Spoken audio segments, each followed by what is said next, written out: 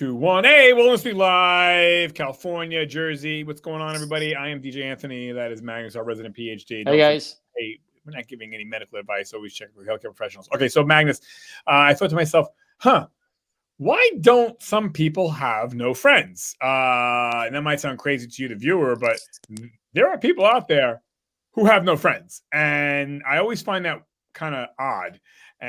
Or they might have some tertiary, acquaintances, but nobody really close. Yeah. And again, in my opinion, I think that says a lot about the person and not about other people. Because, you'll hear people, sometimes I hear people who have no friends say, well, so many people are jerks out there and they're just, they're bad and they're losers. But I often find that person who says that, they're oftentimes the problem, not everybody else. Yeah. So when someone says they have no friends, that's not a good look. I don't think that looks good on the person who says they have no friends. So my theory, your theory, let's see where we go with this. I mean, Magnus, don't you find it weird if someone says they have no friends? Yeah, no, definitely. I mean, I do understand that there are hermits that are out there that do not want to have anything to do with human beings, period. And it's okay, but most of us are social animals and like to, have a group of people that we spend time with, whatever it is. And I think it's also important to point out, there's a difference between family and friends as well too. A lot of people have a tendency to, when they get married, have kids and stuff like that, they basically just hang out with the family. Yeah. And they lose out a lot of their friends. Bro, you're on another topic, right? Yeah. I also find we can definitely continue talking about that on another topic. I think we mentioned about that too sometimes before. But I think we are built to have other people around us, because we in numbers, that's how we survived before. I mean, you seldom saw 2 or 3 humans running around and survive, because they're wild animals and all those things that could easily eat us and kill us. We had our tribe. Yeah, no, and I think you hit something on the nail on the head there too, especially us men. I get it. Some women have no friends, but I think mostly it's a man problem. And it's when people say, also I find weird, I got my wife and kids, that's all I need. No, you're a fucking moron. That's really unhealthy. If the only quote unquote friends you have is your husband or your wife and your kids, that's not cool. That's not good. That's bad, actually. It's bad. Not that you have, obviously it's great you have a wife and kids or husband and kids. That's good. But it's bad that you have nothing on top of that, because your kids are leaving eventually. And someone's gonna die first, your wife or the husband. So and then what happens if you need a favor? You lose your job, or there's an issue or a problem. It's nice to have some friends, huh? You gonna say? No, I mean, I think that friends are so important. That's why it's also so important to choose friends. I mean, I can just point out how when I moved from Sweden to the States, when I moved to Portland, I'm not gonna lie, it's sometimes it's hard to make friends straight away, but luckily I got friends that I had through work. And also since I went to a gym nearby where I lived, I start meeting people. I start talking to neighbors and things like that. And you slowly the process of befriending them, and if you are somewhat of a nice and polite person, I'm not saying that I'm typically a nice and polite person, but you usually end up finding people to hang out with. It's the same thing, if you move and it's hard, you don't have friends. I mean, I know people that go to college and things like that, and they move out of their home, their city, their state, and so on, or country. So like myself, I think it's so important that you go out and start doing activities and things like that to meet other people, to start collecting, like I said, new friends. Right. Well, I think a reason why people don't have friends or don't have close friends is that they're kind of selfish. I think they don't want to give of themselves. They want to be, me, look at me, my poor me, but they don't want to extend themselves. Yeah. Once in a while they invite someone over for coffee, but that's not. You need to really extend yourself every single day.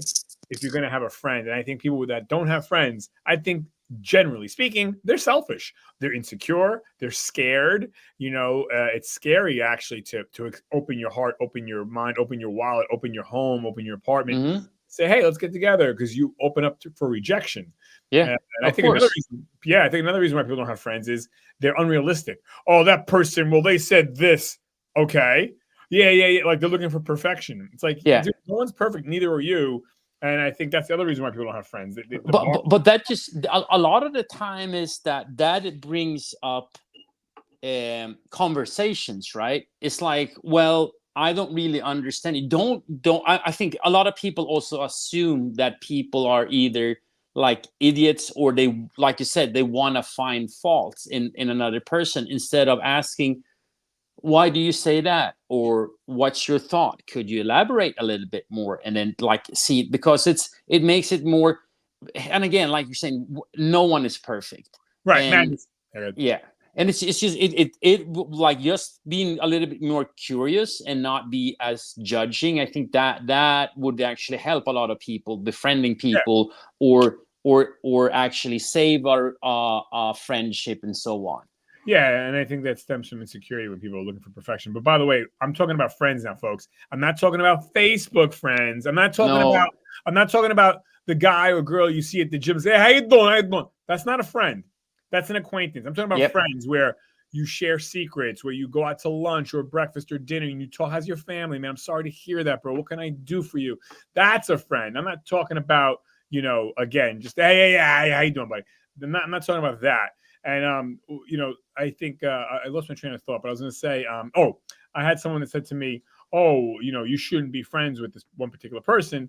And I said, well, why would you say that? And they, hold on one second. My dog I got to see, Rocky's up on my office now. This is where I do my but I'm afraid I don't know how he got up here. He shouldn't be up here because his eyesight's not good. And now he might try to go down the stairs. Magnus, I'm going to give you control of the show for a second. I got to block. No problem. Take care, Rocky. Yeah, I will.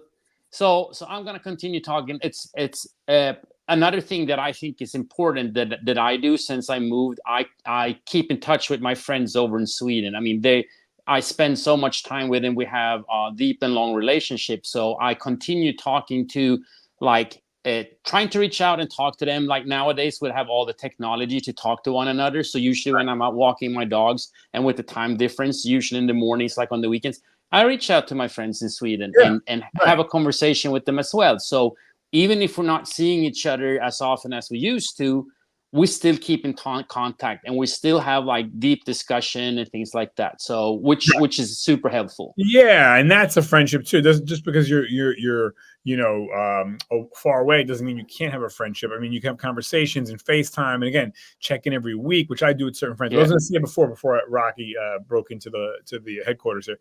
My dog's an 8-pound Shih Tzu, by the way, folks. Anyway, so I was gonna say, so this person says, oh yeah, you should, oh my God, you talk to that person, you're friends with that person because they could have paid for this thing that we were going to do, and they didn't have enough money or something. So I said, don't worry about it. I got it. Yeah. And this other person said to me, that's not good. That's not a good friend that they didn't cough up a certain amount of money for this thing. I was like, come on, listen, you're going to judge this person on the one dropped pass that they dropped and not the 20 touchdowns that they got. Yeah. Okay. If that's your watermark, that no one can drop a ball. No one can. Everyone's going to fail, or you only try to catch one catch, and that's it. Okay. And by the way, right, being a good friend is also having empathy and compassion. Say, okay, you know what? You didn't have the money this time. Listen, bro, we're friends. I got you. It's not a problem. Now if the person's doing it every day, that's a different story. They'd say, hey, well, why, you're coming up short with money every friggin' day. I'm paying for your whole life. That's not cool. But I mean, okay, they dropped the ball once. But what do you do? A good friend is me understanding, hey, it's okay. I told this person, you didn't see the 20 touchdowns this person made. You only saw the one drop pass, and now you're making a judgment. That's not cool, dude. So anyways, but I think, again, that stems from that other person's insecurity. Look at that. Let me bring something up there too. And I think that this is something that people need to start understand, that just because someone is friendly doesn't mean that they're a weak person. Like you said, I pay for someone or things like that, or that they, oh no, I'm like, today I really don't care. Like it's since that just because people are friendly doesn't mean that they're weak. So because I see that a lot is that then they think, oh, he's friend, oh, I'm gonna, like, you basically abuse the person, think that you can abuse the person because they're friendly. I don't understand that concept. Like I still see it happening a lot, and like it's interesting to see that people have that mindset that they're trying to like abuse friends almost for their own benefits, like you're talking about, like being selfish, right?